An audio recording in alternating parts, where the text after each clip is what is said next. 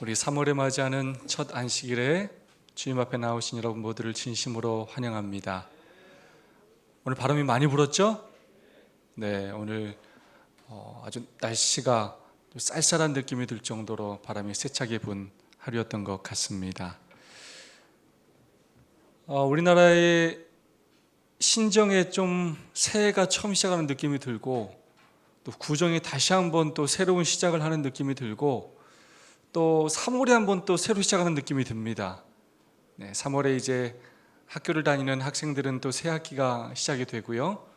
저희 교회도 이 제도가, 인사이동 제도가 또 3월 1일부로 이렇게 발령이 되면서 또 인사이동을 하는 많은 교회들은 또 3월부터 무엇인가를 또 새로 시작하는 그런 느낌이 드는 것 같습니다.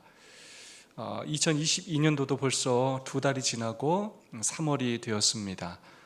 봄과 함께 시작하는 이 3월, 새로운 기분으로 더욱더 우리의 신앙을 또 새롭게 하고 하늘로 한 걸음 더 전진하는 우리 모두가 될 수 있기를 간절히 소망합니다. 오늘도 옆 사람과 사랑과 소망을 담아서 인사하고 시작하도록 하겠습니다. 하늘까지 함께 갑시다. 서로 인사해 주시면 감사하겠습니다.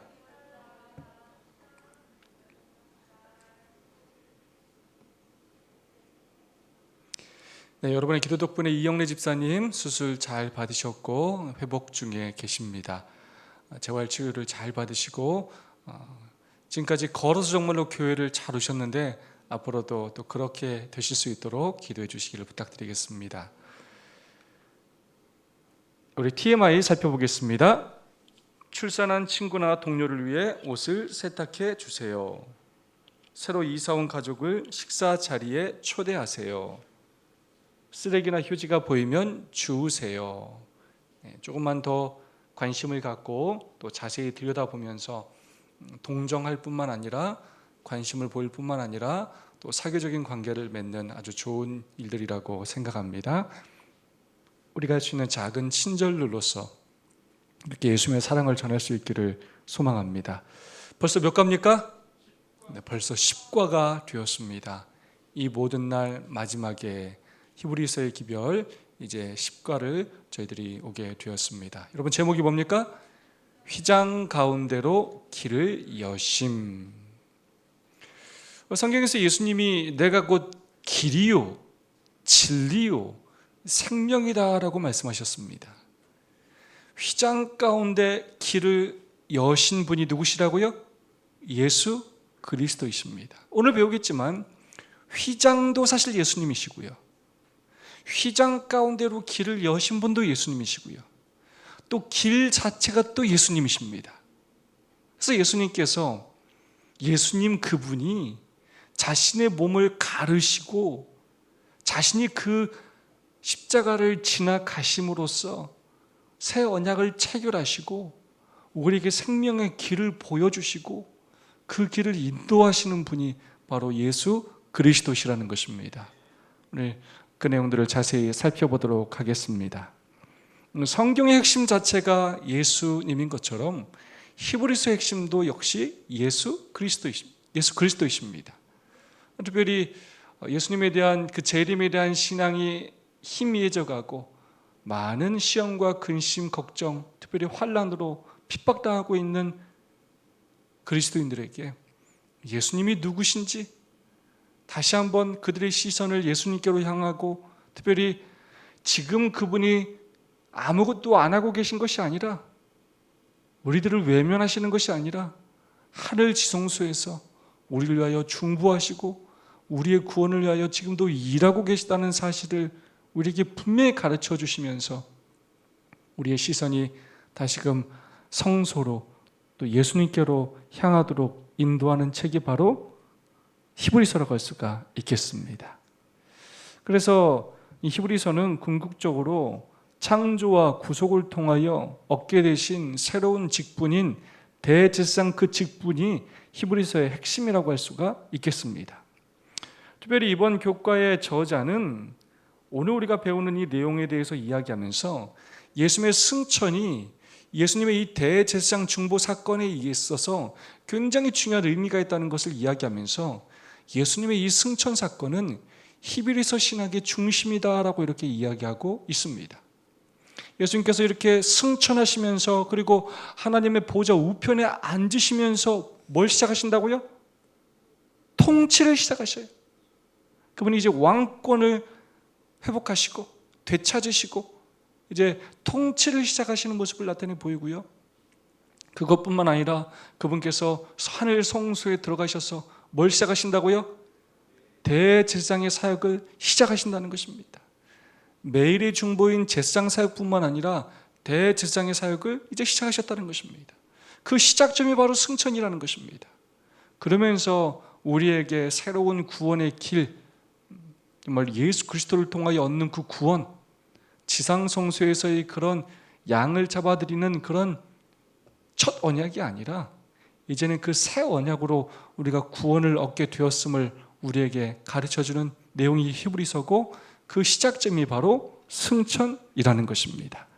자, 기억자 말씀 다 함께 한번 읽어볼까요? 히브리서 9장 24절 말씀입니다. 시작. 그리스도께서는 참것의 그림자인 손으로 만든 성소에 들어가지 아니하시고 바로 그 하늘에 들어가사 이제 우리를 위하여 하나님 앞에 나타나시고.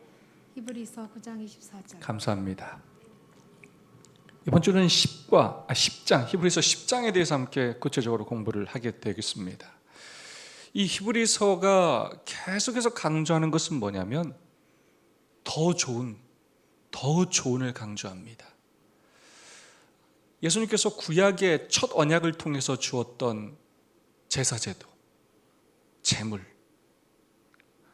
첫 언약, 제사장, 이것도 필요합니까? 필요합니다. 그것들이 궁극적으로 상징하는 바가 무엇입니까? 예수 그리스도입니다. 예수 그리스도. 그것이 다 진짜의 그림자예요. 진짜의 그림자. 예수님이 하실 그 사역들을 다 드러내는 것이고 이 땅의 성소는 하늘 성소를 보여주는 것입니다. 그래서 이 더 좋은이라는 표현을 잘 이해해야 되겠습니다. 더 좋은이라는 표현은 그 전에 것도 좋았다고 해요? 나빴다고요? 좋았다는 거예요. 전에 게 틀렸다가 아니에요. 첫 언약이 틀린 것이 아닙니다. 예수님께서 뭘 주신다고요? 더 좋은 걸 주셔요. 첫 언약보다 더 좋은 새 언약, 지상의 제물보다 그것도 나름 흠이 없는 것들을 구별해 드렸지만 그것과도 비교할 수 없는 더 좋은 제물, 이 땅의 제사장도 아주 열심으로 그렇게 하나님의 법에 따라 중보했지만 그것과 비교할 수 없는 더 좋은 제사장이 계시다는 것입니다. 그리스도께서는 참것의 그림자, 참것의 그림자가 뭡니까? 지상성소겠죠? 참것의 그림자와 손으로 만든 성소는 같은 표현이죠. 참것의 그림자, 손으로 만든 성소, 이 지상성소에 들어가지 아니하시고 그분께서 십자가에 달려 돌아가신 다음에 부활하신 다음에 하늘로 승천하셔서 어디에 들어가셨다고요? 하늘 성소에 들어가셨고 그리하여 궁극적으로 그분이 하신 일이 뭐라고요? 승천하셔서 하신 일이 뭐라고요? 굉장히 중요한 표현이에요. 마지막 표현이 하늘로 왜 승천하셨다고요? 자, 우리를 위하여 너무 중요해요. 우리를 위하여. 두 번째 어떻게 하셨다고요? 하나님 앞에 나타나셨어요. 예수님께서 승천하신 이유는 하나님 앞에 나아가기 위함인데 하나님 앞에 왜 나간다고요? 우리를 위하여 나간다는 것입니다. 그냥 자기 쉬시려고 가는 게 아니에요. 왜 그분께서 하늘 성소에 왜 들어가셔서 하나님 앞에 서시느냐? 누굴 위해서요? 우리를 위해서. 우리를 중보하시고 우리를 구원하시기 위하여 하늘 성소 사역을 시작하신다는 것을 우리에게 가르쳐주고 있는 것입니다. 일요일 소지 보도록 하겠습니다. 아버지 앞에 계신 예수님, 성경처럼 한번 히브리서 9장 24절 다시 한번 읽어보겠습니다. 께서는 참것의 그림자인 손으로 만든 성소에 들어가지 아니하시고 바로 그 하늘에 들어가사 이제 우리를 위하여 하나님 앞에 나타나시고. 우리를 위하여. 예수님의 승천하신 목적이 뭐냐? 우리의 구원과 우리의 축복을 위함이라는 것입니다. 여러분, 자꾸 하나님 앞으로 나오라 예배 드리러 나와 오라, 교회 오라 자꾸 이렇게 말하는 이유가 있어요. 여러분, 이걸 하나님이 안 그래도 바빠 죽겠는데 우리를 불편하게 하고 힘들게 하고 올가매게 하고 그렇게 하는 게 아니에요. 우리한테 무거운 짐을 짊어주려고 안식일을 제정하신 게 아니에요. 왜 오라고 자꾸 하신다고요? 누구를 위하여? 우리를 위하여예요. 사단은 끊임없이 우리한테 뭐라고 우리를 시험하고 우리를 오해하게 하냐면 자꾸 하나님 앞에 나오라고 하는 거, 야 너희를 위한 게 아니라 하나님 위한 거야. 자, 선악과 있잖아, 먹지 말라고 하는 거 너희를 위한 게 아니야, 하나님을 위해서 그런 거야. 끊임없이 거짓말을 쳐요. 그래서 하나님이 자기 자신을 위하여 우리에게 무엇인가를 요구하는 것처럼 자꾸 오해하게 만들어요. 그래서 율법을 지키지 못하게 하고 율법에 대한 바른 의미, 그 정신을 깨닫지 못하게 하고 그 율법이 우리의 축복을 위하여 하나님께 주신 것이라는 것을 자꾸 망각하게 하고, 하나님이 이기적인 분이고 우리에게 무거운 짐을 지우시는 분으로 자꾸 생각하게 만든다는 것입니다. 예수님께서 행하신 모든 일은, 모든 구속사역은 다 우리를 위한 것입니다. 예수님께서 율법을 통하여 하나님께서 우리에게 요구하시는 모든 것들은 다 누굴 위한 것이라고요? 우리를 위한 거예요. 절대로 오해하지 말아야 돼요. 그게 때로는 1차적으로 볼 때는 나에게 굉장히 시험이 되기도 하고 손해가 되는 것처럼 느껴질 수 있어요. 그러나 그것이 끝이 아님을 우리는 기억해야 합니다.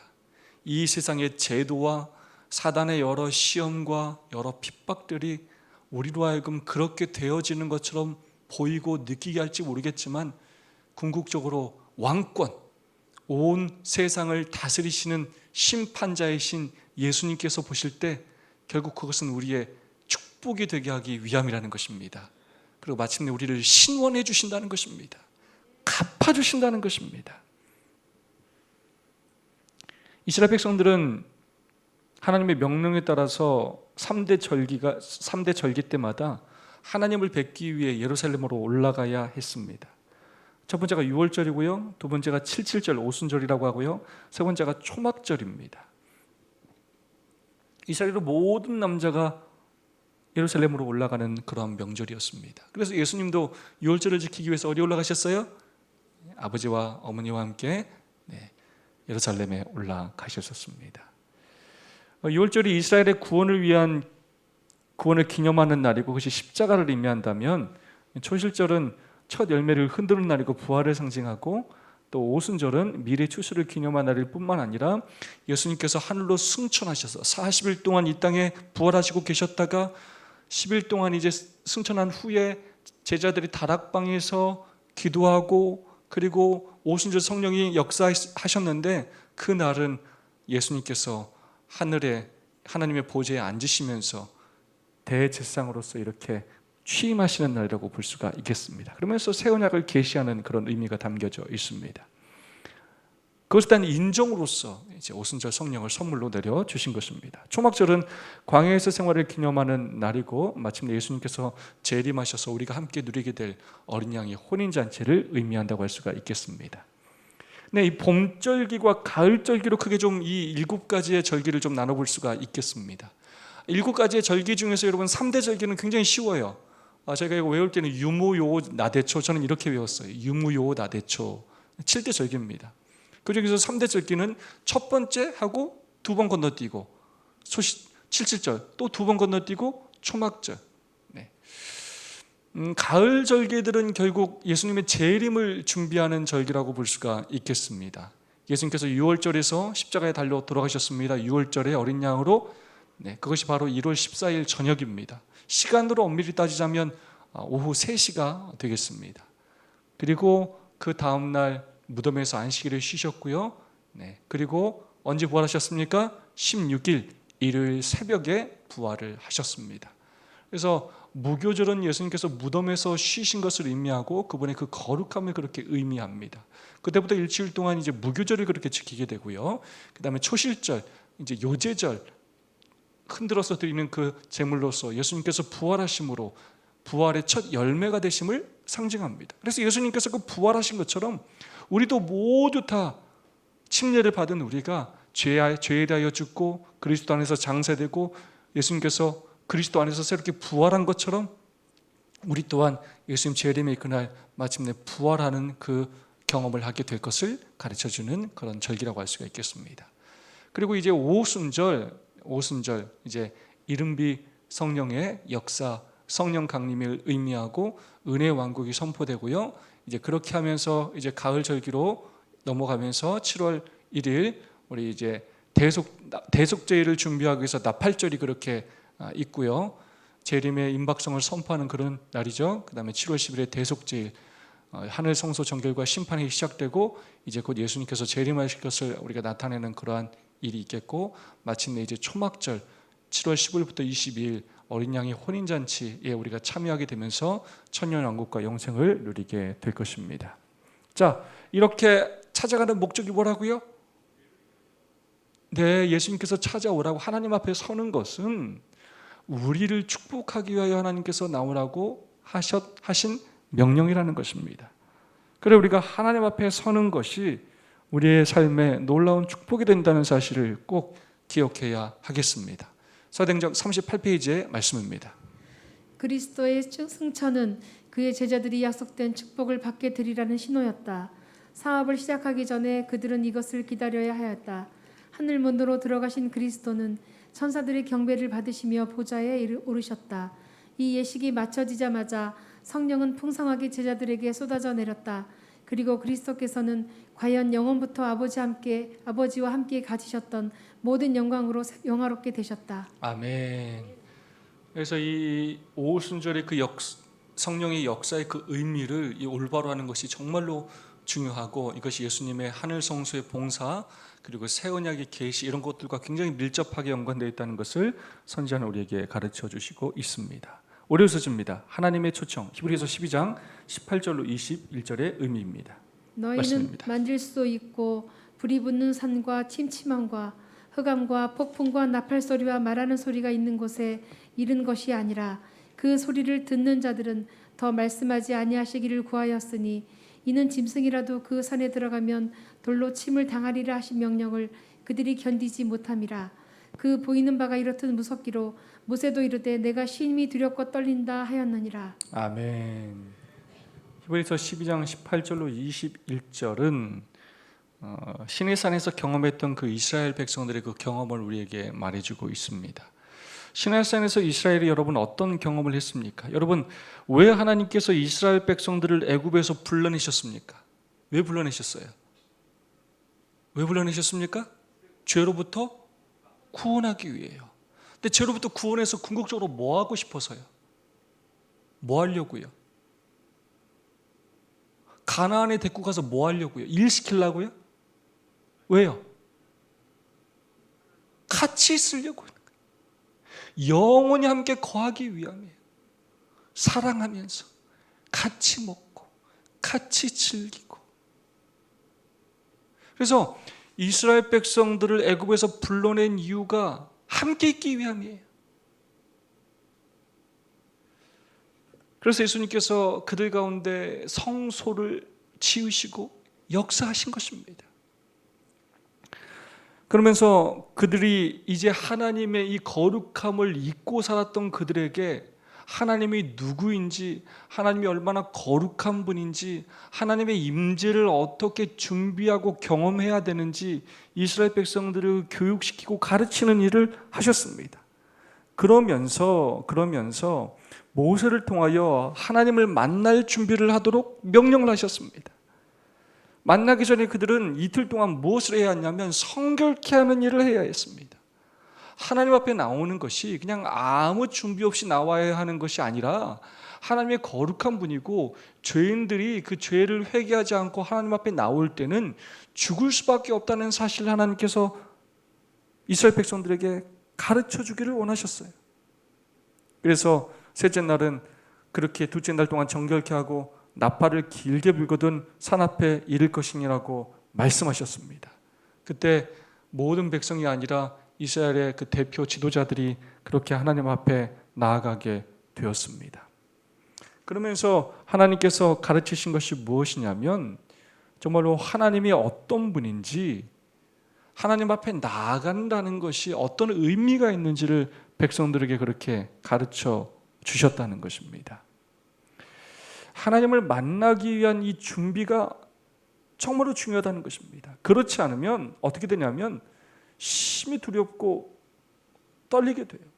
자, 이 두 가지가 다 필요해요.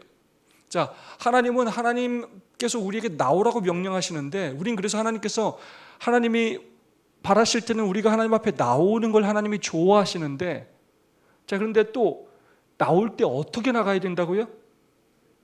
성결케 하고 나가야 돼요. 나가는 걸 기뻐도 해야 하지만 또 우리가 어떤 마음의 자세가 필요하다고요? 두렵고 떨리는 마음 또한 우리에게 필요하다는 거예요. 무서워한다는 의미가 아니라 하나님이라는 그분 자체가 얼마나 거룩하신 분이고 얼마나 위대하신 분이고 그 하나님의 존전 앞에 선다는 것, 하나님의 임재 앞에 서는 것에 대해서 인식해야 한다는 것입니다. 그러므로 오늘 우리가 이렇게 하나님의 성전 앞에 나오는 것, 하나님 앞에 나오는 것이 이게 보통 일이 아닌 것이라는 것입니다. 교과 138페이지 이런 말씀이 있습니다. 하나님께서 시내 산에서 당신의 거룩함을 나타내신 것은 백성들에게 그분을 경외하는 것 또는 존경하는 것을 가르치시기 위함이었다. 하나님께서는 이스라엘이 당신께 나오기를 원하셨지만 백성들은 두려워하며 모세에게 그들의 중재자가 되어달라고 요청했다. 이스라엘 백성들은 그냥 막연히 두려워하고 모세에게 그 중재를 요청했습니다. 그래서 이 경외라는 단어를 우리가 좀 기억해야겠습니다. 그냥 하나님을 막연히 두려워하고 무서워하는 것이 아니라 하나님을 정말로 높이 여기고 귀히 여기고 또 준비된 자세로 하나님 앞에 나올 수 있는 우리가 되었으면 좋겠습니다. 가륵복음 기별 1권 349페이지 말씀입니다. 하나님의 독생자께서는 친히 인간의 성품을 취하셨고 이 세상과 하늘 사이에 당신의 십자가를 세우셨다. 이 십자가를 통해서 인간이 하나님께 가까이 나아갈 수 있게 되었고 또한 하나님께서 인간에게 가까이 접근할 수 있게 되었다. 십자가에서 공의가 만족함을 입었으므로 공의는 그 높고 두려운 위치에서 내려왔으며 하늘의 천군 천사들과 거룩한 무리들은 십자가에 가까이 이르러 경건하게 머리를 숙였다. 아멘. 십자가를 통해 우리가 하나님께 나아가게 됐다. 방금 우리가 배운 하나님의 이 초청이라는 말씀과 연관해서 본다면 우리가 하나님 앞에 나아가는 건 죄인들이 결국 두려워할 수밖에 없고 죄인이기 때문에 하나님의 영광의 광채로 죽을 수밖에 없게 되었지만 우리를 구원하시기 위해서 예수님께서 십자가로 내려오셔서 그 당신의 몸을 가르시면서 새로운 길을 내어주셨고 우리와 하나님의 사이를 이렇게 연결해주는 그 중보자 역할을 하시면서 우리로 하여금 하나님 앞에 나아갈 수 있게 하셨다는 것입니다. 두려움이 아니라 예수 그리스도를 그 믿는 믿음으로 은혜의 보좌 앞에 담대히 나갈 수 있도록 해주셨다는 것입니다. 그게 바로 이번 과에서 배우는 휘장 가운데로 길을 내심이라는 그 내용의 핵심이겠습니다. 그러기 위해서는 이 휘장에 대해서 우리가 좀 더 자세히 알아야 되겠습니다. 화해소지입니다. 휘장의 필요성. 성소에는 휘장이 있었습니다. 자, 세 가지 휘장이 있었습니다. 뜰에서도 휘장이 있고요. 그 다음에 뜰 안에 들어가면 성소가 있는데 그 성소에도 휘장이 있고요. 그 성소 안에 지성소에도 휘장이 있습니다. 자, 예수님께서 십자가에 달려 돌아가실 때 어디 휘장이 찢었습니까? 지성소, 성소와 지성소 사이에 있는 그 휘장이 하늘에서부터 아래로 찢어졌습니다. 근데 이 휘장은 구체적으로 아까도 얘기했지만 휘장 자체가 누굴 상징한다고요? 휘장 자체가 예수님의 몸을 상징합니다. 그래서 그 휘장이 갈라진 것은 뭘 상징하냐면 예수님의 몸이 십자가에서 갈라진 것을 상징합니다. 그래서 대제사장만 1년에 한 번 들어갈 수 있는 그 지성소를 이제 우리가 예수 그리스도가 그 길을 내심으로 하나님의 그 은혜의 보좌 앞에 우리가 담대히 나갈 수 있게 되었다는 것입니다. 그럼 왜 휘장을 이렇게 설치하셨느냐? 첫 번째, 여러분 모세가 백성들을 통하여 하나님의 명령으로 산에 올라오라고 할 때도 하나님께서 경계, 어디까지만 올라오고 누구만 올라오고 이렇게 경계를 정하셨어요. 왜냐? 아무나 함부로 올랐다가 뭐 한다고요? 죽어요. 죽을 수 있어요. 왜 그랬느냐? 보호하기 위함이에요. 왜 휘장을 설치하셨다고요? 이스라엘 백성들 가운데 거하기는 해야 되겠는데 왜 성소를 설치했다고요? 이스라엘 백성들이 함부로 나오면 뭐 할 수 있다고요? 죽을 수 있어요. 하나님의 그 영광의 광채로 죄인들이 소멸당할 수 있기 때문이었습니다. 그래서 첫 번째로 이 휘장은 제사장들이 그 성소 안에서 봉사를 할 때 이 제사장들을 보호했어요. 그래서 아무나 아무 때나 지성소에 들어갈 수 있는 것이 아닙니다. 하나님께서 정하신 그 규칙대로만 행해야 그들이 살 수가 있었다는 것입니다. 그것뿐만 아닙니다. 이스라엘 백성들을 보호해 주셨어요. 아무나 그냥 이 성소에 아무나 그냥 출입하도록 하면서 그들을 죽게 하지 않으셨어요.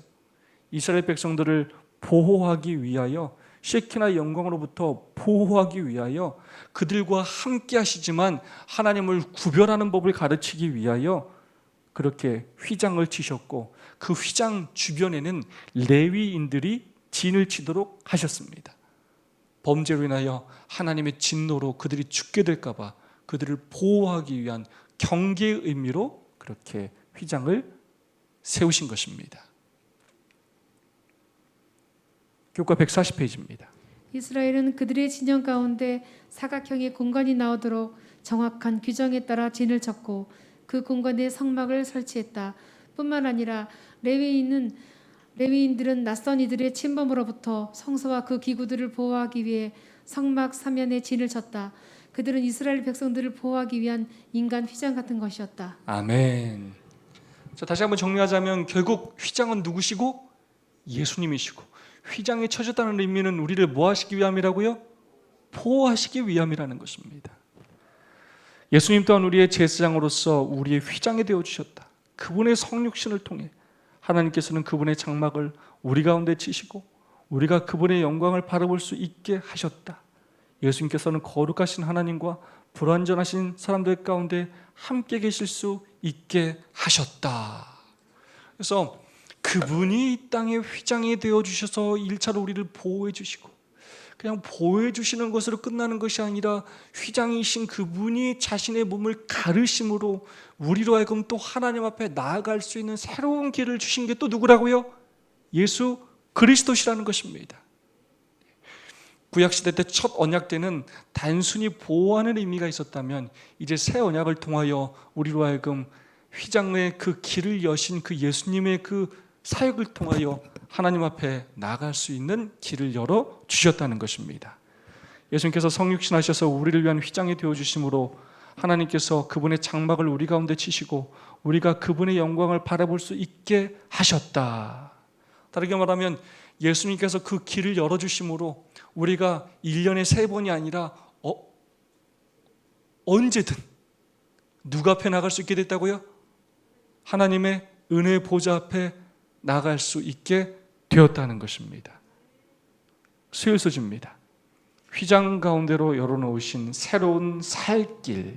그러므로 형제들아 우리가 예수의 피를 힘입어 성소에 들어갈 담력을 얻었나니 그 길은 우리를 위하여 휘장 가운데로 열어놓으신 새로운 살 길이요 휘장은 곧 그의 육체니라.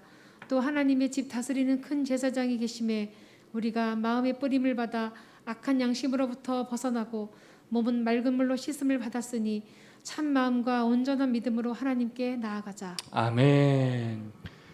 이스라엘 백성들이 성소에 함부로 갔다가는 죽는다는 걸 너무나 잘 알았습니다. 성소는 그래서 두려운 장소였어요. 한편으로 무서운 곳이었어요. 그런데 뭐라고 이해하느냐? 누구의 피를 힘입어서요? 예수 그리스도의 그 피를 힘입어서 우리가 성소에 들어갈 뭘 얻게 되었다고요? 담력, 담대한 마음과 믿음을 얻게 되었으니까 참마음과 온전한 마음으로 하나님께 나아가자는 것입니다. 그러면서 굉장히 중요한 표현이 있어요. 이 길이야말로 새로운 무슨 길이라고요? 살 길이에요. 여러분, 여러 길이 있는데 가면 죽는 길이 있고 가면 사는 길이 있다는 것입니다. 근데 이 길이야말로 새로운 살 길이라는 것입니다. 우리를 축복하고 마침내 우리에게 영생을 주는 길이라는 것입니다. 그러면서 사도 바울은 이 구절을 통하여 우리를 초청하고 있어요.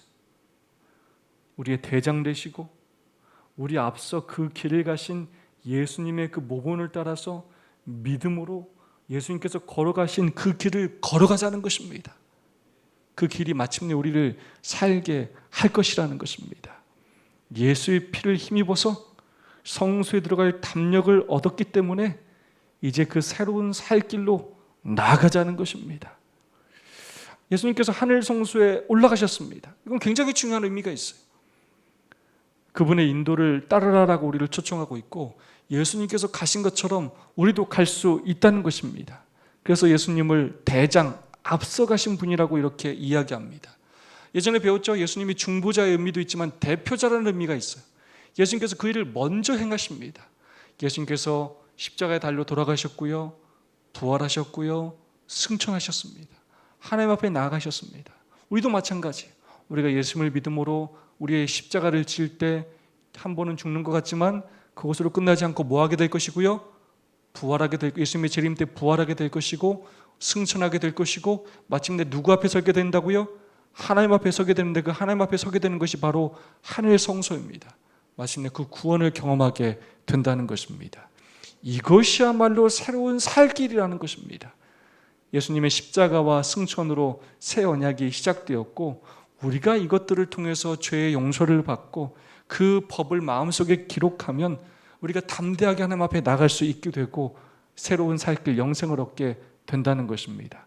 그렇게 성소 안에서 예수님께서 임재하시고 또 사역을 시작하심으로써 새 시대가 도래하게 되었다는 것입니다. 교가 142, 143페이지의 말씀입니다.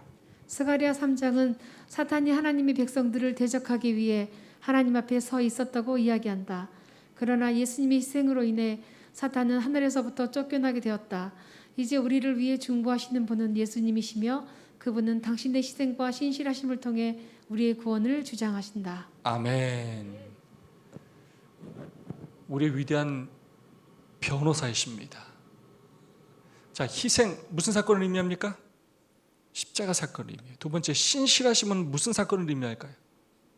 예수님의 중보사역, 대제사장의 봉사사역을 의미합니다.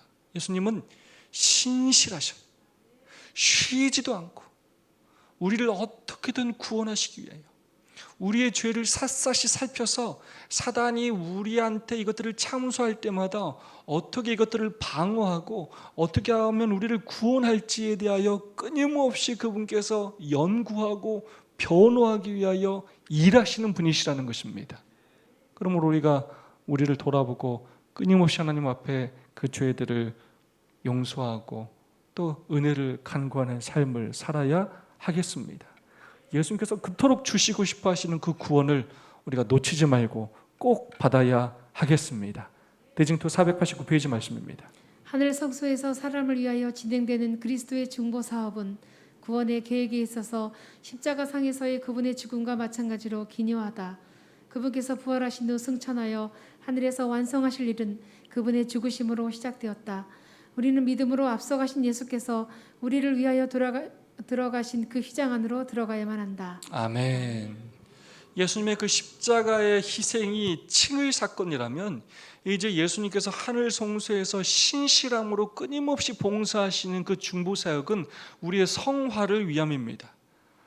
그래서 십자가에서 흘려진 피가 그냥 단순히 그냥 땅바닥에 떨어지고 끝나는 것이 아니라 우리의 품성에 뿌려져서 우리에게 은혜가 되고 우리의 삶이 되게 하기 위하여, 그러므로 우리를 거룩하게 하시기 위하여 예수님께서 지금도 신실함으로 끊임없이 봉사하고 있다는 것입니다.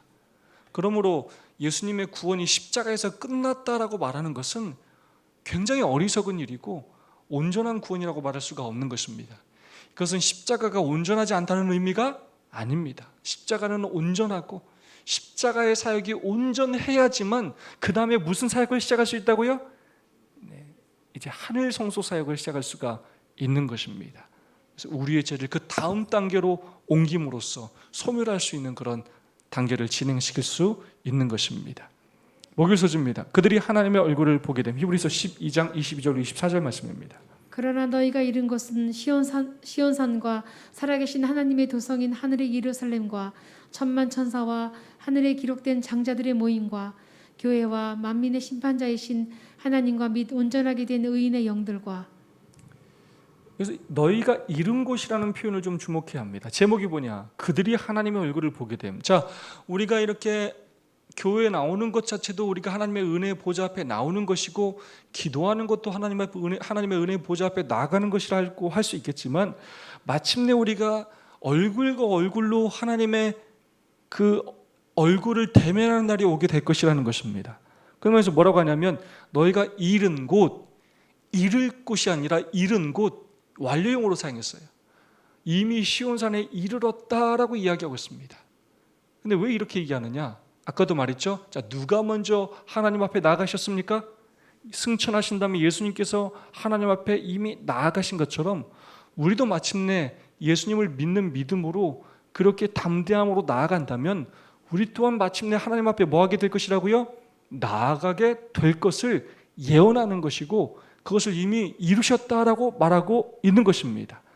예수님께서 하나님의 보좌에 이른 것이 역사적 사건이듯이 우리 또한 그 일을 마침내 경험하게 될 것이라는 것입니다. 그래서 우리가 믿는 믿음은 단순히 그냥 미래의 일로 끝나는 것이 아니라 오늘 우리가 경험하는 것이 되어야 한다는 것입니다. 그런 면에 있어서 이 안식일이 바로 그런 의미가 있다는 거예요. 이 안식일은 오늘 우리가 바로 하나님의 얼굴을 대면하여 보는 날인 것입니다. 이 경험을 통하여 우리는 재림을 준비하고 징검다리를 끊임없이 건너면서 마침내 그 축복을 우리가 누리게 된다는 것입니다. 교과 144페이지입니다. 우리는 우리의 대표자를 통해 하나님의 임재 안에 이미 도착했으며 따라서 그에 합당하게 행동해야 한다. 그분을 통해 우리는 하늘의 은사를 맛보고 하나님의 선한 말씀과 내세의 능력을 맛보았다. 예수님의 승천과 하늘 성소 봉사는 튼튼하고 견고한 영혼에 닫히며 약속들이 실체를 가지고 있을 뿐만 아니라 확실할 만한 가치가 있음에 대한 보증이다. 아멘. 이 땅에서는 나중에 제가 좀 집이 있을까 걱정이 될 때가 좀 있어요. 은퇴하고 나면 살 집이 있을까 이런 걱정을 할 때가 있는데, 이 말씀으로 힘을 얻고 위로를 얻습니다.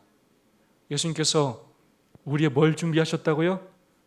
거처를 준비해 주시고 기다리고 계십니다. 그분께서 이미 도착하셔서 내가 너희를 위하여 뭘 준비하시겠다고요?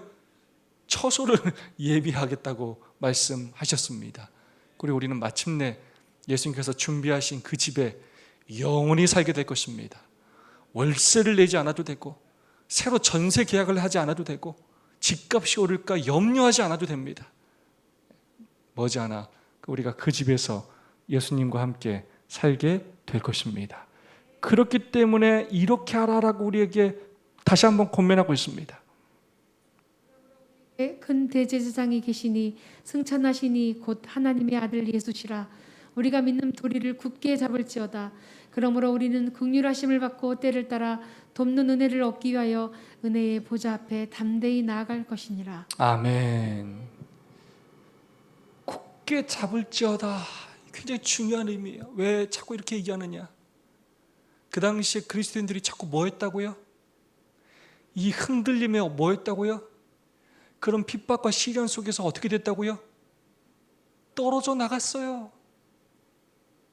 절망하고 좌절하고 뒤로 물러나고 교회에 나오지 않고 이랬단 말이에요. 미끄러지고 변절자가 생기고